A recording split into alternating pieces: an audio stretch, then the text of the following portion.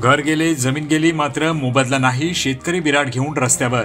उपजिल्हाधिकारीसह प्रांत यांच्या भेटी. मात्र जोपर्यंत मोबदला नाही तोपर्यंत हटणार नाही.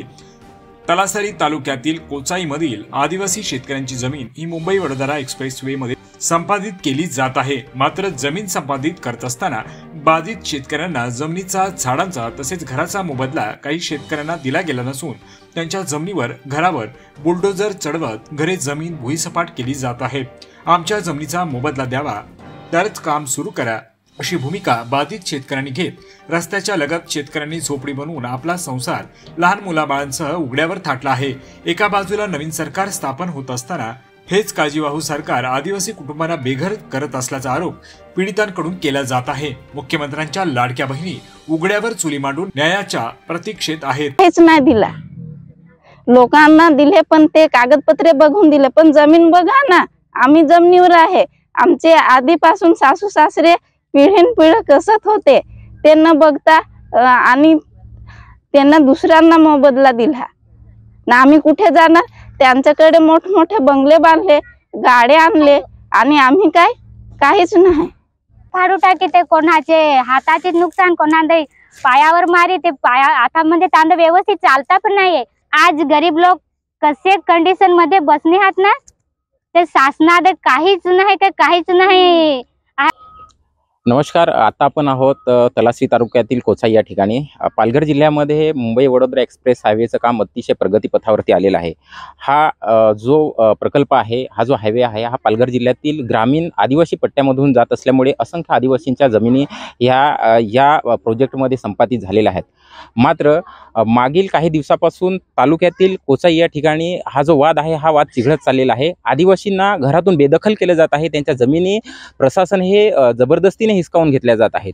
आदिवासी हा मूळ मालक इथे असतानाही काही आदिवासींच्या जमिनी ह्या मालकीच्या आहेत, तर काही कब्जेदार असून आदिवासींना मात्र मोबदला न देता घराबाहेर काढलेले आहेत. मागील 2-3 दिवसापासून या भागामध्ये प्रशासनाने ठाण बांधून बसलेलं आहे. पोलीस प्रशासनाला इथे छावणीचं स्वरूप प्राप्त झालेलं आहे. आदिवासींना घरातून बेदखल केल्यानंतर हे आदिवासी अशा पद्धतीने तात्पुरत्या स्वरूपात हे तंबू टाकून इथे बसलेले आहेत.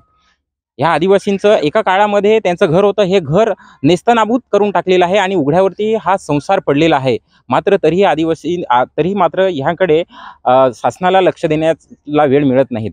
सध्या नवीन सरकार बसत आहेत आणि नवीन सरकार हे लाडकी बहीण योजनेचा बोभाटा करून किती आम्ही लाडकी बहिणीला चांगले करत आहोत असं जरी भासवत असले तरी मात्र ही आदिवासी जी लाडकी बहीण आहे, ही लाडकी बहीण रस्त्यावरती आहे. त्यांनी रस्त्यावरती चुली मांडलेल्या आहेत, छोट्याशा तंबूमध्ये चुली मांडलेल्या आहेत. मात्र याबाबत प्रशासनाला जाग का येत नाही, ह्यासाठी पालघर जिल्ह्यातली जी स्थानिक आदिवासींसाठी लढा देणारी जी संघटना आहे, ही आदिवासी एकता परिषदेचे काही कार्यकर्ते मागील 2 दिवसापासून इथे ठाण मांडून बसलेले आहेत. इथल्या आदिवासींना न्याय मिळेल ह्या उद्देशाने ते बसलेत. आपण त्यांच्याशी बातचीत करणार आहोत. नेमकी किती कुटुंब आहेत आणि शासन त्यांच्याशी काय संवाद साधते, आदिवासींना नेमका न्याय मिळणार का? तर आपल्यासोबत आदिवासी एकता परिषदेचे भरत वायड आहेत. नेमकं आपण त्यांच्याशी बातचीत करणार आहोत. भरतजी, काय शासन अशा पद्धतीने आदिवासी कुटुंबांना बेदखल करताय? तुम्ही मागील 2 दिवसापासून इथं आहात, नेमकं काय तुमच्याशी प्रशासकीय अधिकारी बोलतात? प्रशासकीय अधिकाऱ्यांकडे जी काय माहिती आहे ती आणि आमच्याकडे जी माहिती आहे त्याच्यामध्ये तफावत आम्हाला आढळलेली आहे. त्यानंतर ज्यांनी या जमिनीसाठी मोबदला मिळण्यासाठी झाडाचे पैसे, घराचे पैसे किंवा योग्य मोबदला मिळवण्यासाठी जे आंदोलन केलं किंवा जे विरोधात बोलतात, त्यांचे सगळ्यांचे पैसे कोर्टात त्यांनी वर्ग केलेले आहेत आणि ते कोर्टातले पैसे आता कधी भेटणार? त्याच्या अगोदरच काही पैसे न देता घरं वगैरे तोडली, झाडं तोडली, जमीन पूर्ण हस्तांतरण त्यांनी केलेलं आहे. तर असं न होता जे बाधित शेतकरी आहेत त्यांना पूर्ण त्याचा मोबदला भेटला पाहिजे असं मला वाटते. आणि सरकारचे अजून शपथविधी होत नाही तर हे आणि चालवलेलं आहे. जर सरकार यांचं पूर्ण बसलं तर ते काय करतील अशी ही भीती निर्माण झालेली आहे. तर जवळपास हे आतापर्यंत या भागातले 50 ते 100 शेतकरी आहेत आणि ह्या शेतकऱ्यांना, इथल्या स्थानिक शेतकऱ्यांना अजूनही घरांचा, झाडांचा किंवा जमिनीचा मोबदला न देता त्यांना बेदखल केलेले आहेत. माझ्या पाठीमागे हा पूर्ण जो मुंबई वडोदरा एक्सप्रेस हायवे, हे काम अतिशय प्रगतीपथावरती आहेत. ही शासनाची, ही प्रशासनाची दडपशाही करून हे काम सध्या चालू आहेत. MD न्यूजसाठी त्यांचं काही हे नव्हतं, तो काय फक्त या जमीन मालकांचा कोणाचं नव्हतं ना, तो पूर्ण समाजाचं आणि पूर्ण गावाचं ते देवस्थान होतं.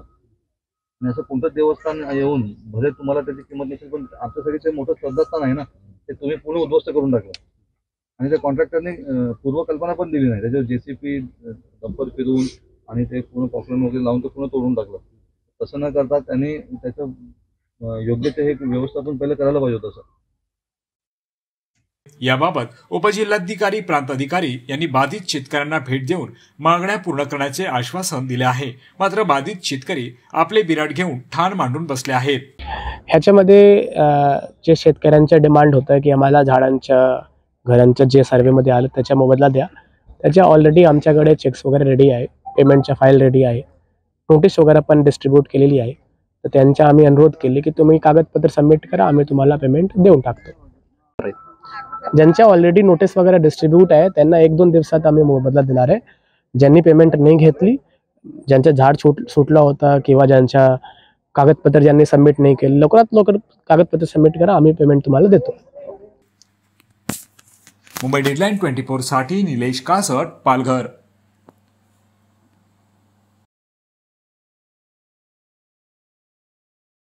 महाराष्ट्रासह देश विदेशातल्या ताज्या घडामोडी आणि बातम्या पाहण्यासाठी गुगलवरती जाऊन www.mumbaideadline24.com या आमच्या वेबसाईटला भेट द्या. त्याचबरोबर YouTube वरती जाऊन मुंबई डेडलाईन 24 हे चॅनेल सर्च करा. सबस्क्राईब हे बटन दाबा. आमच्या नवीन घडामोडी आणि ताज्या अपडेट पाहण्यासाठी बेल आयकॉनला क्लिक करा.